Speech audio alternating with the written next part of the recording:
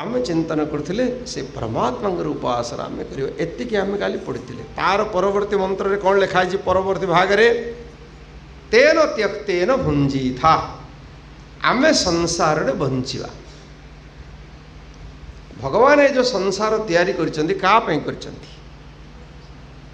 ये जो फल मूल फूल बेलपत्र सब करचंदी का पई करचंदी प्राणी ना तांक पई आ तुम 108 चंपा दूच जे एबे मते कहि दूच आम पई करचंदी बोली मानसिक कर मो पिला परीक्षा रे एतिकी मार्क आनले 108 नड़िया बाड़े खाई खाई गिर तुम धंद झाड़ा बांति हम 108 नड़िया बाड़े देख ये संसार रे आमे जो भगवान को भावुचे आमे भगवान संगे कौन कर भक्ति करूने गोटे डील करुचे